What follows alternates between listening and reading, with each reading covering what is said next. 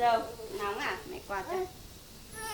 À, buồn ngủ á, buồn ngủ á. Đây, đây, đây. Đây, đây, đây.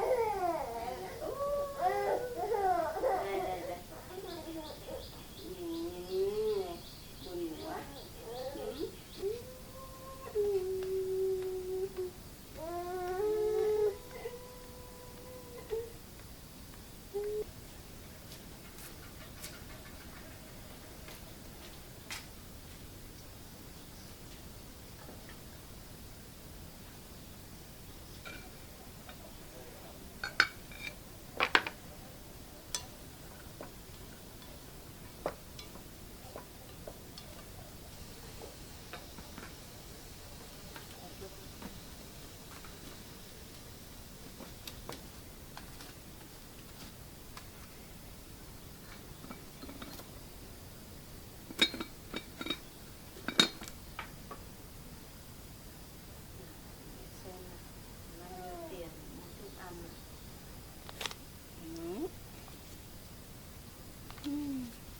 Mua trứng cho con nhé, mẹ đi mua trứng nhé.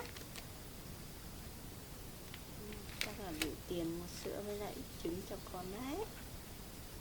Mình đi ra quán mua sữa nhé, mua quả trứng cho con ăn nhé. Nhé.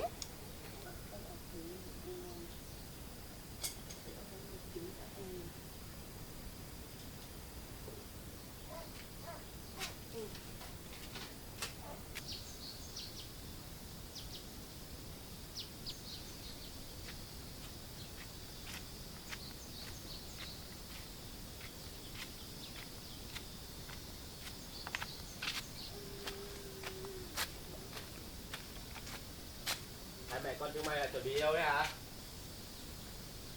Đi xuống dưới này một tí. Cơm nước gì chưa mà đi? Em nấu cơm rồi. Đi đi nhanh nhanh còn về. Cơm nước cho tao ăn. Đói à bước đấy. Vâng.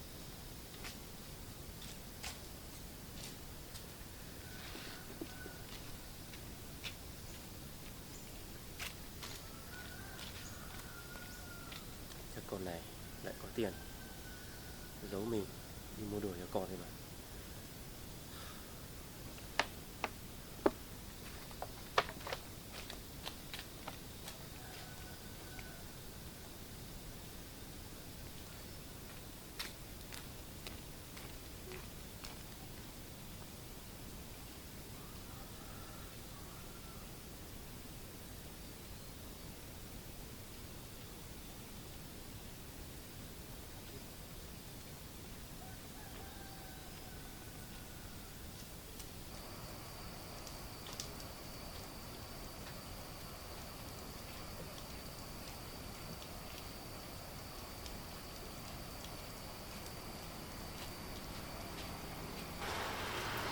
Anh ơi.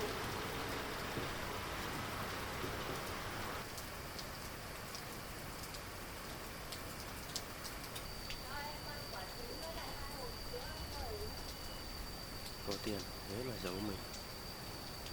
Lúc nào cũng giấu mình. Rồi. À, hôm nay mày giấu tiền của tao phải không? À, đưa tiền của tao đây. Mày dám giấu tiền của tao?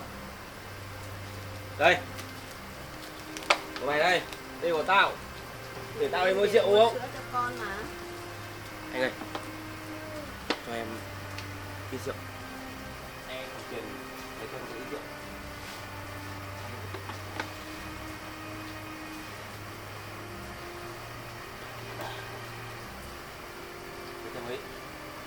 Nhìn gì mày nhìn? Đấy, tiền của mày đấy. Làm gì nào? Lần sau kiếm được tiền phải đưa tao. Đừng để tao phải đi lấy như này đấy. Này em gom mãi để mua sữa cho con, anh lại lấy đi mua rượu. Cũng thấy nhiều về rồi.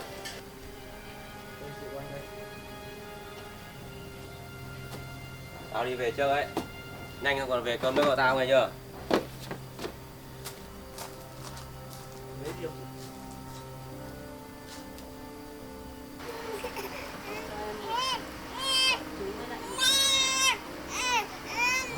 Sữa chị. Lấy một gói.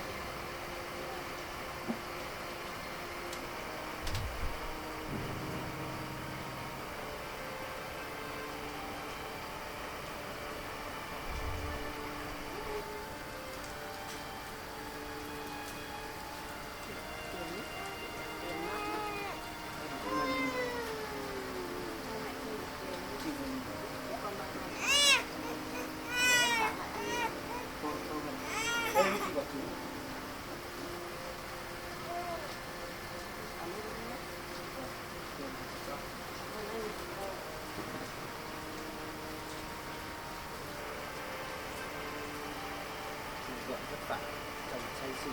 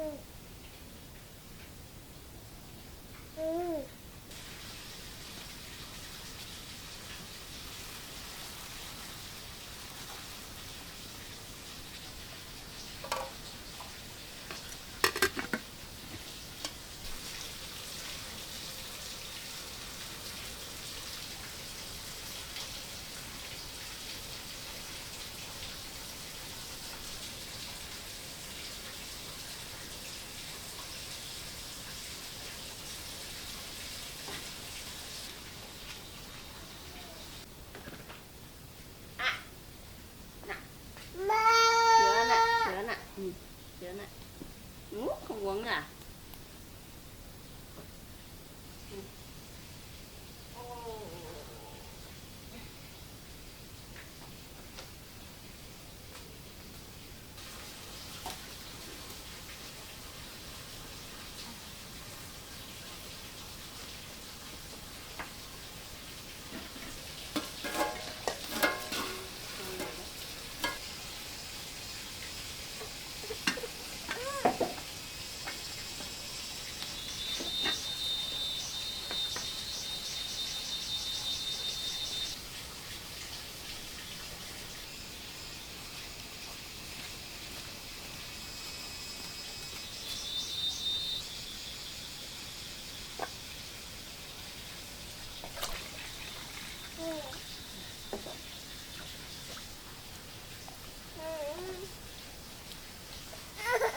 Đây mẹ cho ở đây nhá.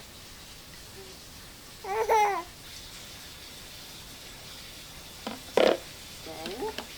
cho vào đây nhá, mẹ bóc nhá. Ui, nóng lắm, thì từ giá mẹ bóc cho đã.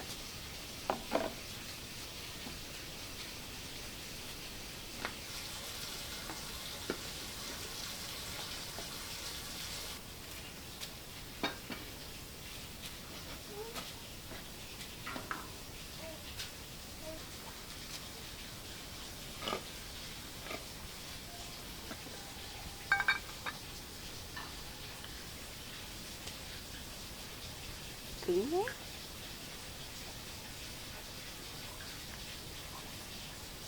Đây mẹ bóc cho. Rồi đây mẹ bóc cho nào. Nào. Bọc nhá.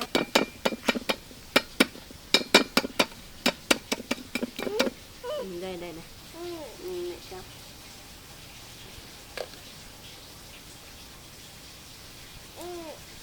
Đây này này. Đây này cho. Quán này ha.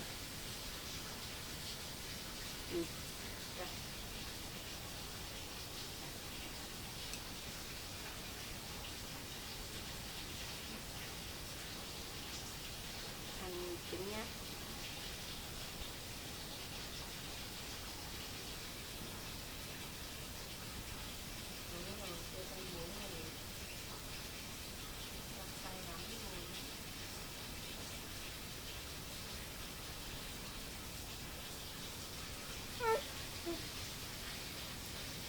Ngon, gần nè, ngon, ngon gật đi. Ui, gật chứ, gật đầu chứ.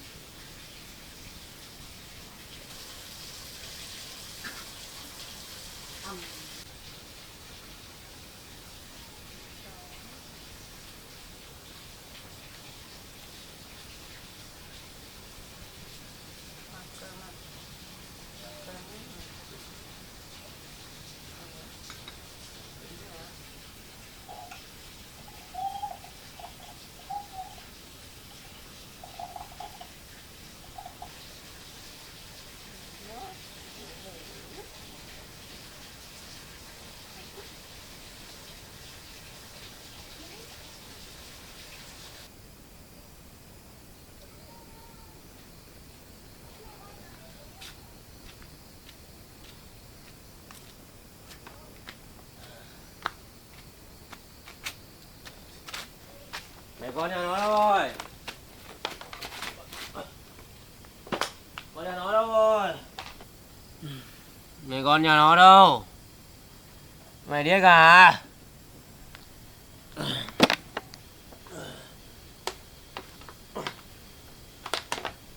Coi này nó bị điếc rồi nhỉ?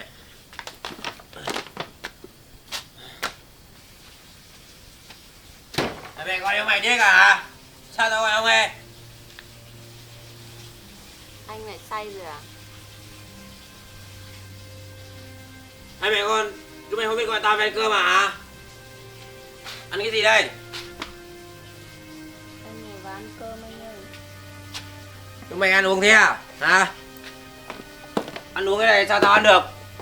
Thì thả mày cất hết đâu rồi? Ăn như thế này mà ăn được à? Nhà mình còn tiền đâu ăn thịt anh.